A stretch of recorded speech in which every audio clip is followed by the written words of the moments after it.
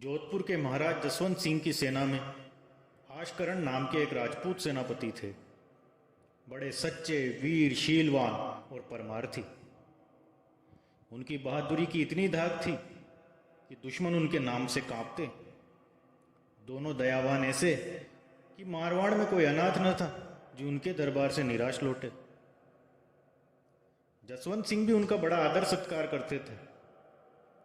वीर दुर्गादास राठौड़ उन्हीं के लड़के थे और छोटे का नाम था जसकरण। सन 1605 ईस्वी में आशकरण जी उज्जैन की लड़ाई में धोखे से मार दिए गए। उस समय दुर्गादास केवल 15 वर्ष के थे, पर ऐसे होनहार थे कि जसवंत सिंह अपने बड़े बेटे पृथ्वी सिंह की तरह इन्हें भी प्यार करने लगे। कुछ दिनों बाद जब महाराज दक्षिण की सूबेदारी पर गए तो पृथ्वी सिंह को राज्य का भार सौंपा और वीर दुर्गादास को सेनापति बनाकर अपने साथ कर लिया। उस समय दक्षिण में महाराज शिवाजी का साम्राज्य था। मुगलों की उनके सामने एक न चलती थी, इसलिए औरंगजेब ने जसवंत सिंह को भेजा था। जसवंत सिंह के पहुंचते ही मारकाट बंद हो गई। धीरे धीरे शिवाजी महाराज और जसवंत सिंह में मेलजोल हो गया। औरंगजेब की इच्छा तो थी कि शिवाजी महाराज को परास्त किया जाए। ये इरादा तो पूरा न हुआ तो उसने जसवंत सिंह को वहां से हटा दिया और कुछ दिनों उन्हें लाहौर में रखकर फिर काबुल भेज दिया। काबुल के मुसलमान भी इतनी आसानी से दबने वाले नहीं थे। भीषण संग्राम होता है जिसमें महाराज के 2 लड़के मारे गए। बुढ़ापे में जसवंत सिंह को एक गहरी चोट लगी थी।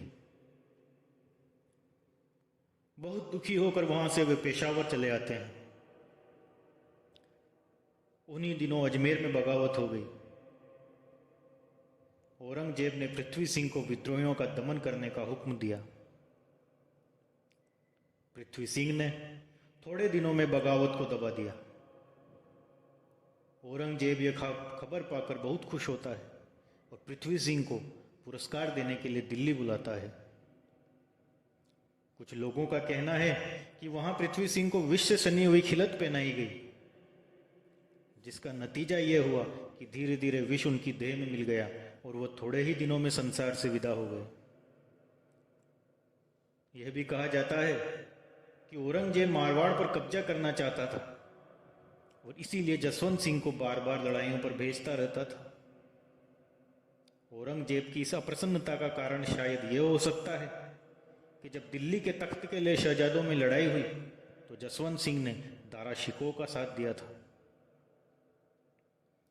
औरंगजेब ने उनका यह अपराध क्षमा न किया था और तब से बराबर उसका बदला लेने की फिक्र में था।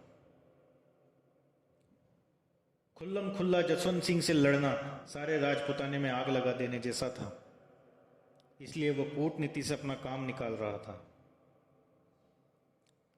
पृथ्वी सिंह के मरते ही औरंगजेब ने मारवाड़ में मुगल सूबेदार को भेज दिया। जसवंत सिंह तो इधर पेशावर में पड़े हुए थे।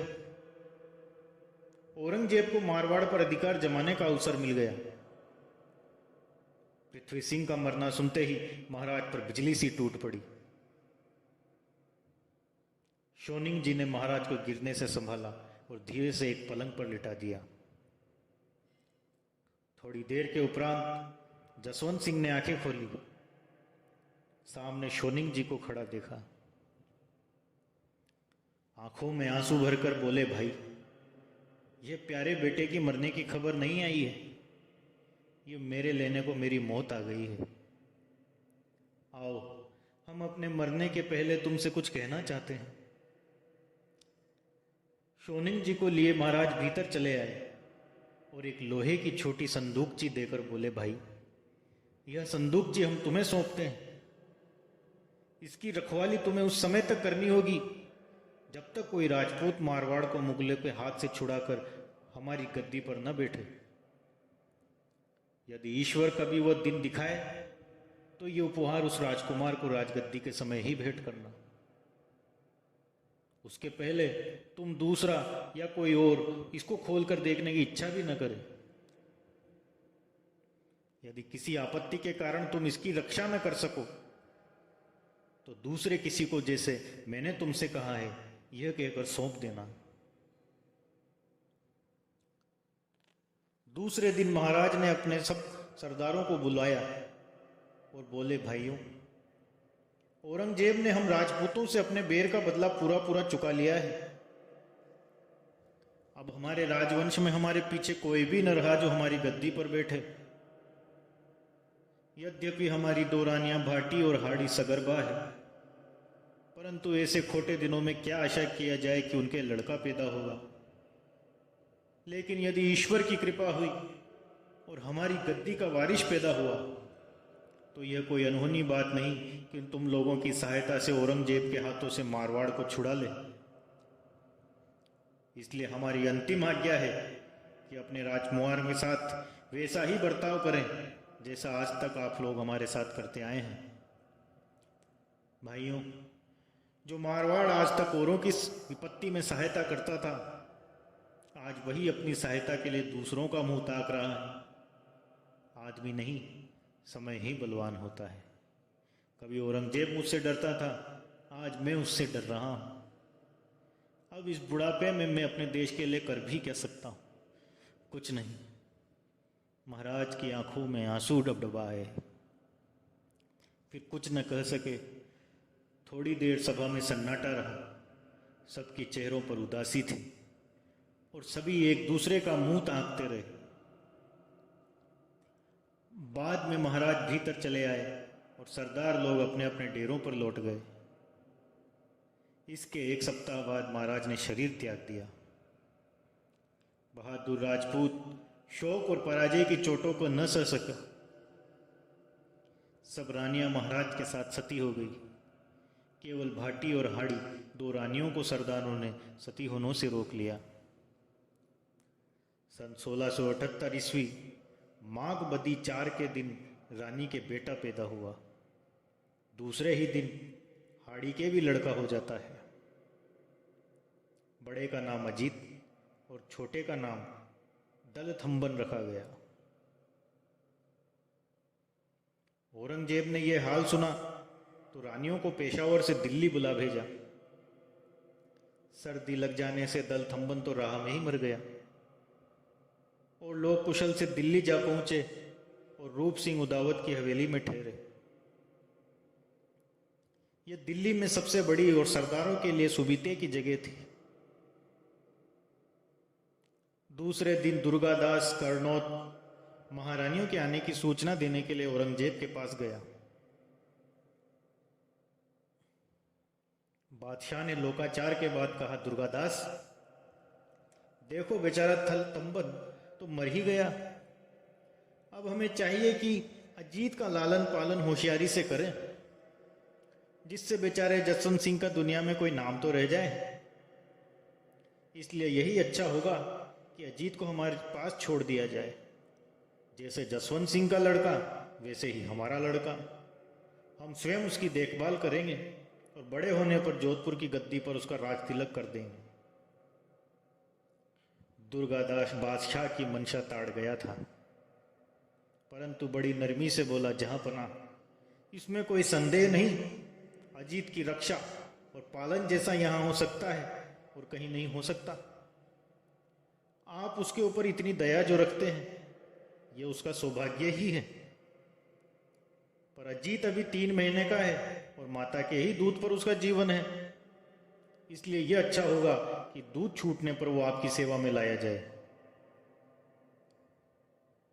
औरंगजेब ने दुर्गादास की बात मान ली। वीर दुर्गादास ने लौटकर महारानी तथा सब राजपूत सरदारों के सामने बादशाह की बातचीत जैसी की तैसी सुनाई। दुर्गादास ने कहा, भाइयों, यह समय क्रोध का नहीं, चतुराई का है।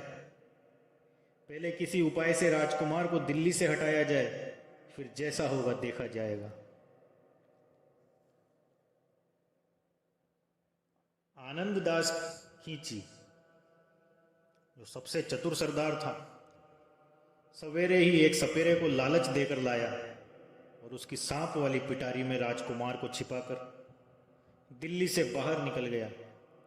वहां से आबू की घनी पहाड़ियों के बीच होकर मारवाड़ के एक दुब्बा नाम के गांव में अपने मित्र जयदेव ब्राह्मण के घर पहुंचा। वहीं छिपे छुपे राजकुमार का लालन पालन करने लगा। इधर महारानी की गोद में राजकुमार की जगह दूसरा लड़का रख दिया जाता है। एक वर्ष बीत जाने पर जब औरंगजेब ने देखा कि राजपूत अजीत को सीधे सीधे देना नहीं चाह रहे हैं, तो उसने जबरदस्ती राजकुमार को लाने के लिए शहर कोतवाल फौलाद को भेजा। उसने 2000 हथियारबंद सिपाही लेकर रूप सिंह उदावत की हवेली घेर ली। एकाएक अपने को विपत्ति में पड़ा देख दुर्गादास ने कहा, भाइयों, राजपूत दूसरों की रक्षा के लिए अपने प्राणों का लालच नहीं करते। हम राजपूत कहलाकर राजकुमार के सम्मान पाले हुए बालक को अपने हाथों मूत के मुंह में डालना नहीं चाहते। महारानी ने कहा, हमारी चिंता मत करो, हमारी लाज रखने वाली यह कटारी है। मैं कब की मर चुकी होती यदि यह देखने की लालसा न होती कि राजपूत अपने देश पर किस वीरता से अपने प्राणों को न्योछावर करते हैं। रूप सिंह ने बालक की रक्षा का भार अपने ऊपर लिया। रानी ने छाती में कटारी मारकर देह त्याग दी। फिर क्या था, राजपूत वीर निश्चिंत हो नंगी तलवारों को हाथों में लेकर हर हर महादेव करते हुए शत्रु सेना पर टूट पड़ते हैं। 3 गुना बड़ी मुगल सेना के सामने 250 आदमी इसके सिवा कर ही क्या सकते थे। सब के सब वहीं लड़ मरे। शाम तक लड़ाई होती रही। मैदान साफ हो गया तो शहर कोतवाल ने रूप सिंह की हवेली तिल तिल खोज मारी, परंतु राजकुमार अजीत का कहीं पता न चला। बेचारे को इतने राजपूतों की हत्या करने पर भी खाली हाथ लौटना पड़ता है।